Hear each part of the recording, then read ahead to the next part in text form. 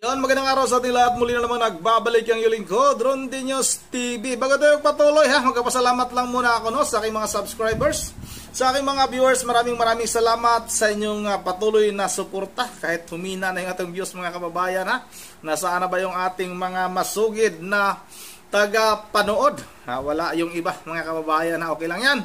At sana sa mga hindi pa nakasubscribe, sana po pasubscribe na aking YouTube channel, Rondy News TV. Yun ang pag-usapan natin itong controversial at trending sa mundo ng social media. Ito yung nag-leak na larawan ni Pangulong Marcos habang ginaganap nga yung kaniyang kaarawan, yung kaniyang birthday party, kung saan kumanta nga yung bandang Duran-Duran mga kababayan. Nakuha pang magpa-birthday party at hindi lang basta-bastang birthday party yan dahil isang napakasikat na banda ang kinuha nga ng mga kaibigan daw di umano ni Pangulong Marcos. At ito nga nag-leak nga yung video, picture, at yung isa sa mga pinaghinalaan na nagpadala kay Sasot ng picture na yan ay walang iba kung hindi itong kaniyang sinasabing pinakamamahal na kapatid na si Senador Amy Marcos. Talagang hindi na siguro nakatiis, di na nakapagtimpi itong si Senadora Amy Marcos mga kababayan. At meron din tayong ipapanood dyan, yung panalangin ni Senadora Amy Marcos para sa kanyang kapatid. At ito pa, isang nakakagulat. Unahin natin itong video na ito. Yung dating Pangulong Marcos Sr. ay nagsalita na pala ito noon na pag may kumakandidato na kapangalan niya ay hindi niya anak dahil ang kanyang totoong anak ay matagal nang patay na nasa London noon. Kayo na ang bahalang humusga Kayo na ang bahalang humusga kung paniniwalaan nyo itong video na ito. Ito na. Huwag na natin itong patagalin. Sabay-sabay na natin itong panoorin. Darating na panahon na merong tatagbong kapangalan ko. Sabay hindi ko anak yan. Sapagkat yung aking anak matagal nang namatay dun sa London. Di ba? Matagal na daw ang namatay sa London. Kaya nang bahalang humusga kung sino ba itong ating presidente ngayon. Baka naman ito ay AI din. Hindi natin alam mga kababayan. Kaya kayo na lang yung bahalang humusga. Samantala ito na yung ibinunyag yung Duran-Duran concert. Kung sino ba talaga ang nag-leak ng mga picture at nagpadala nga kay Sasot mga kababayan. At isa nga sa mga pinaghinalaan ay walang iba kundi si Senador Amy Marcos na kapatid mismo ng ating Pangulong Bongbong Marcos. Ito, panoorin natin to. Pag-usapan natin ngayon yung birthday party ng Pangulong Marcos na kung saan yung kanyang private birthday party na may Duran-Duran band, supposed to be tago sa publiko yun. Kasi sa invitation na pinadala ng Malacanang, very clear ang nakalagay doon sa invitation na huwag magdala ng cellphone, walang recording, talagang private lang talaga, yung mga malalapit lang na kaibigan. Bawal pala magdala ng cellphone mga kababayan Mabuti na lang mayroong nakapagdala ng cellphone. Kaya itong mga larawan na ito ay kumalat sa mundo ng social media. Inimbita. Ayaw ipaalam sa publiko. Biglang itong si Sasot, may puting ahas, pinadalhan siya ng mga picture. Pinadalhan siya ng information na may nagaganap na Duran-Duran concert pa-birthday kay Pangulong Marcos. Yun. Wala, na-discarril ang private So, ang tanong, sino yung nag-leak? Sino ang puting ahas ni Sasot?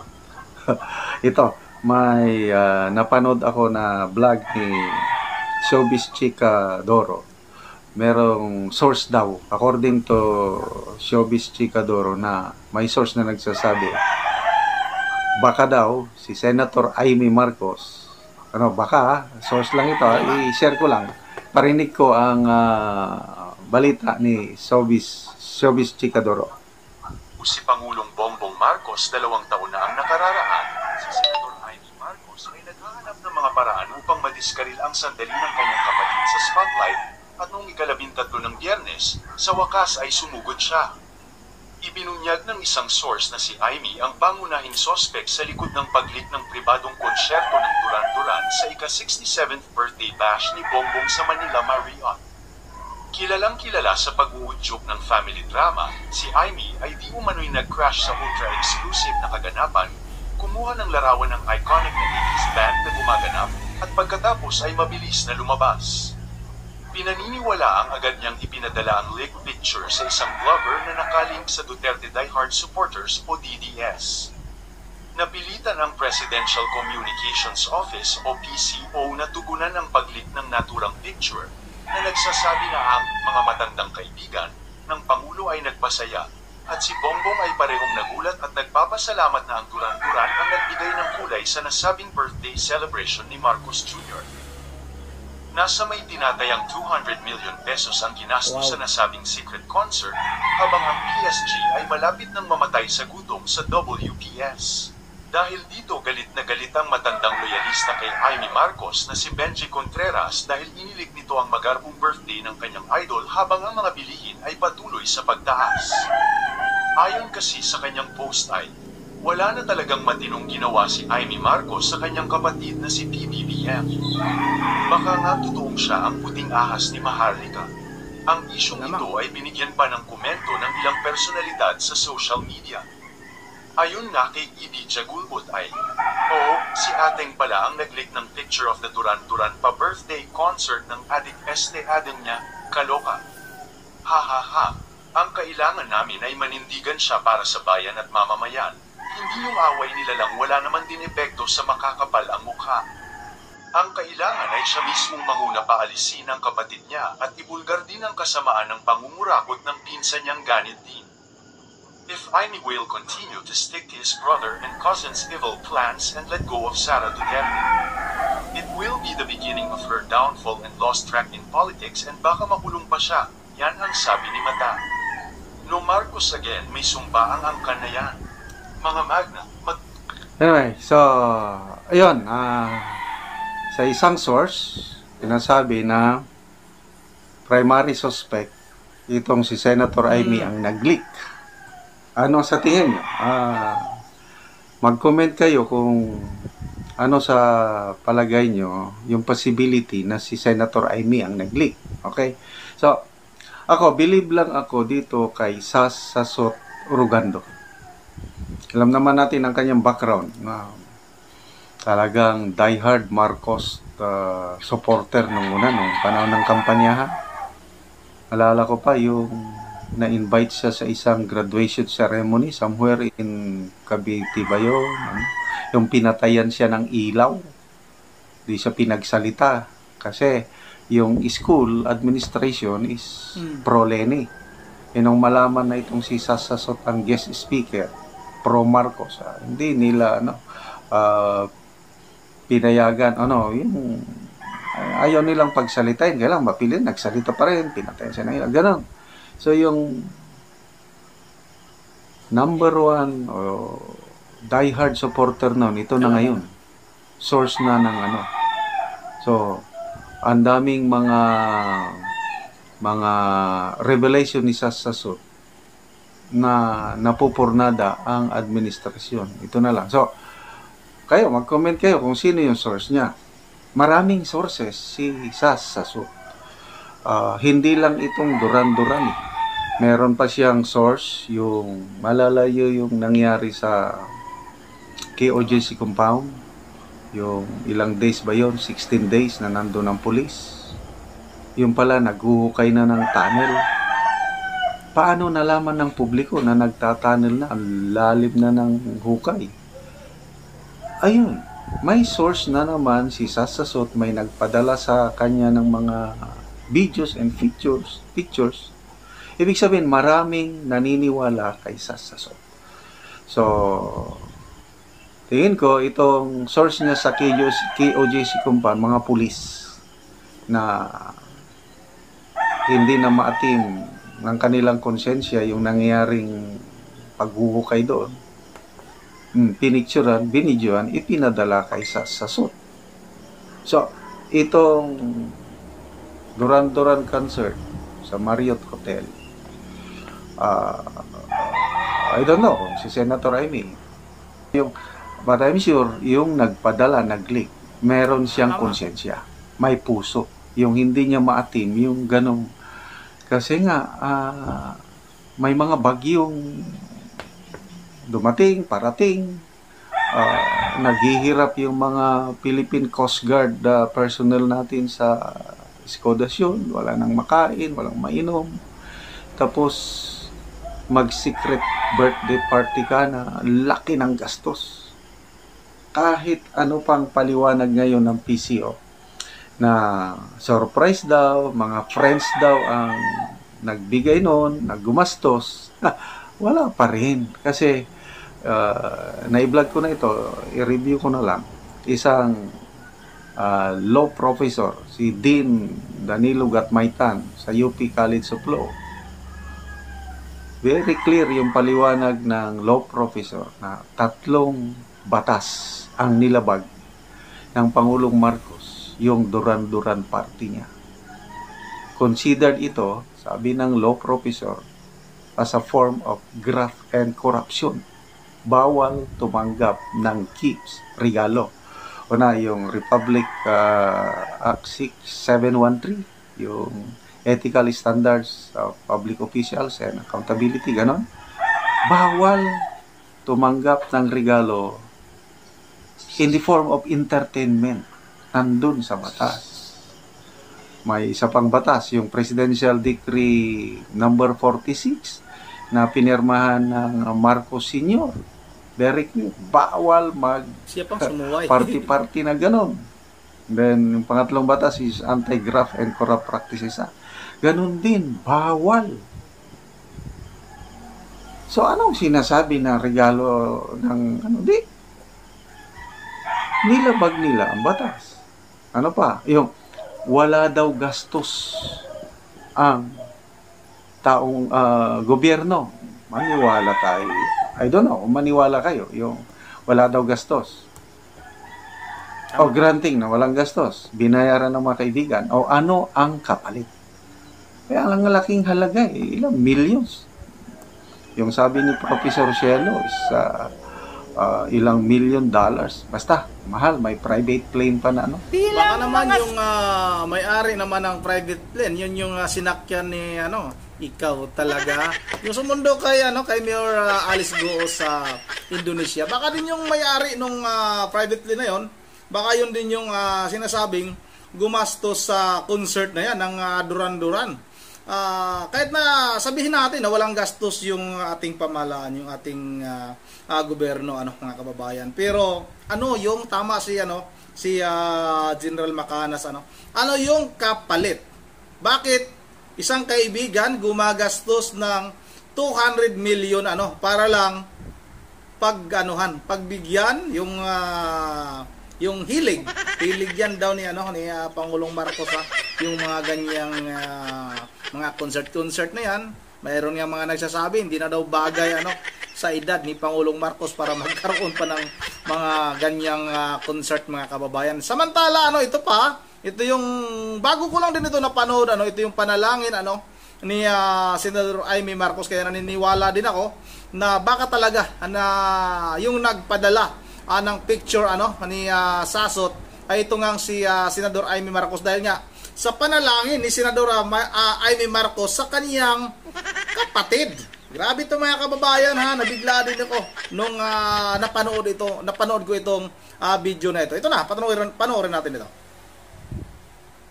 Saksi ng minamahal at pinagpipitagang Brother Eddie Villanueva, ang lahat ng aming isipin, gagawin at sasabihin.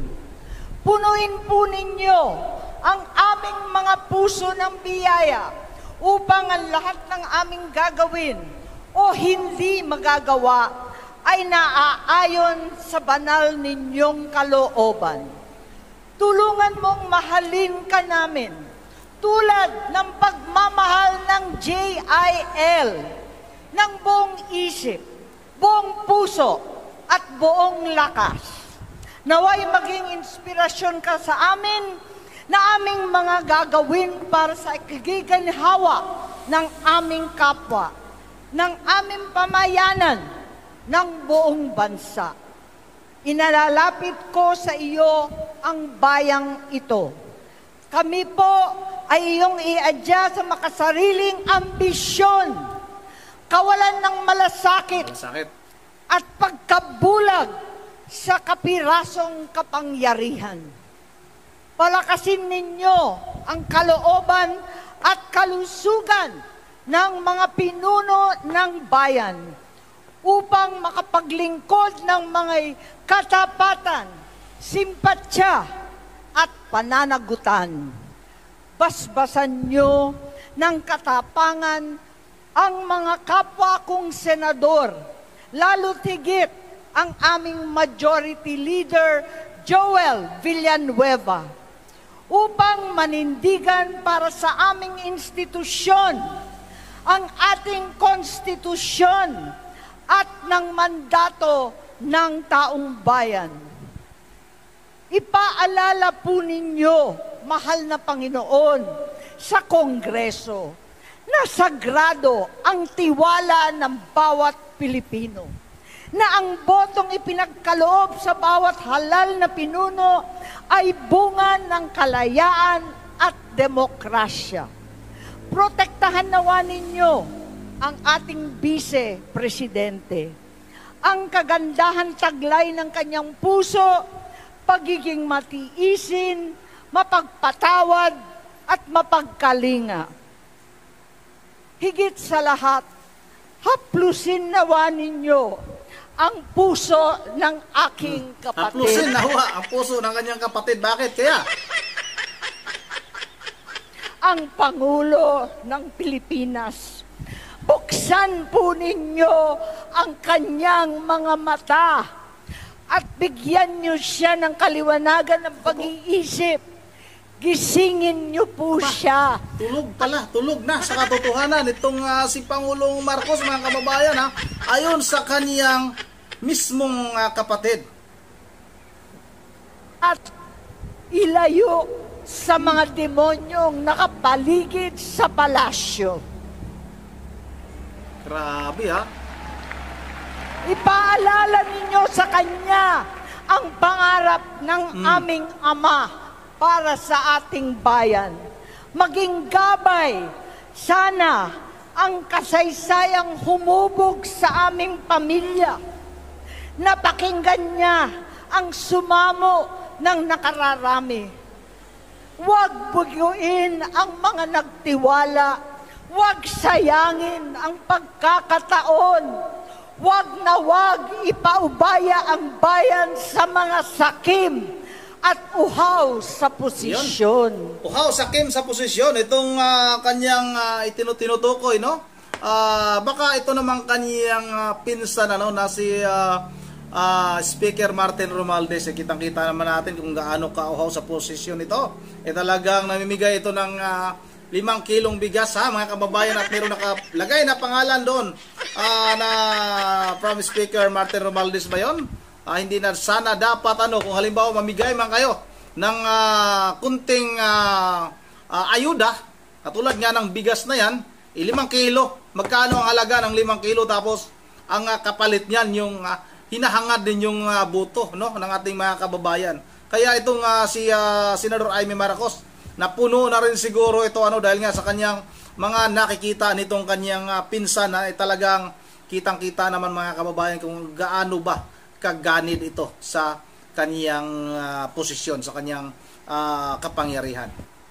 At sa araw ng panunungkulan, laging ihuli ang anuman pansarili. Bigyan niyo po ng lakas ng loob ang bawat Pilipinong hinahamon ng kasalukuyan. Manindigan para sa tama. Labanan ang puwersa ng mga mapanlinlang na umaabuso sa kawalang malay ng pamayanan dahil sa kakaton ng katakawan sa kapangyarihan. Kami po ay lumililong itinataas ang aming mga dalangin para sa mas makatotohanang pagbangon at pagkakaisa. Huwag niyo pong pabayaan ang pinakamahalaga kong kapatid, ang taong bayan. Bilang kami pong lahat ay mga anak ng bayan at higit sa lahat, anak ng Diyos. Tahanan ang bansang Pilipinas. Kaisa ng buong mundo sa pangarap ng kaunlaran at biyaya ng kapayapaan. Amen. Yun ang sa tingin niyo, sa tingin niyo ba ay ito nang si Senador Jaime Marcos yung nagpadala ng mga larawan doon kay Sasot, mga kababayan? Dahil nga rin sa panalangin nitong si Senador Jaime Marcos ay ako'y naniniwala na baka nga itong si Senador Jaime Marcos ay hindi na nakapagtimpi, hindi na nakapagtiis sa mga nangyayari dito sa ating bansa ngayon. At yung iba naman ay hindi naman ito nakikita talaga dahil nga supporters sila ni Pangulong Marcos. Ako din sumusuporta din ako kay dating Pangulong Marcos. Pero nga sa nakikita ko dahil para bang excuse me, hindi na maganda yung mga nangyayari. Ito'y sarili ko namang opinion, mga kababayan. May kanya-kanya tayong paniniwala, kanya-kanya tayong opinion, may kanya-kanya tayong paninindigan. Pero ito'y sa akin lang naman ay talagang bumalik na yung kalakaran ng droga. Kahit dito sa aming probinsya ay talagang maraming mga naaristo, tapos pag naaristo nakawala, tapos ganun ulit, gagawa ulit ng kalokohan. Kaya kayo na yung bahalang humusga kung ano ang sa tingin ninyo yung mga pangyayari sa ngayon. Yun ang lang, dito lang muna at sa tingin ninyo ba ay itong si Senador Jaime Marcos nga yung nag-leak ng mga larawan dahil nga ito private party, wala sanang walang nakakaalam kung hindi sila lang, mga kababayan, yung mga kaibigan ni Pangulong Marcos at yung mga kaklase niya sa, alam niyo na, kayo nang bahalang mag-isip kung ano yun. Yan lang, dito lang muna bago tayo magtatapos ay mag-shoutout lang muna ako kay Lods Rosalie Malet, kay Ma'am Berje Berel Didios ng Apulilan, Bulacan, na nandyan lagi lagi pa rin sumusuporta sa atin, kay Idisa Borby, kay Armando Cabrera, kay Ma'am Joyce ng Japan, nakita ko yung kanyang komento nung nakarang araw, at sa lahat-lahat na lang maraming salamat at hanggang dito lang muna. Once again, this is Sundi TV mo. Ingat niyo lahat. God bless bawat isa sa atin.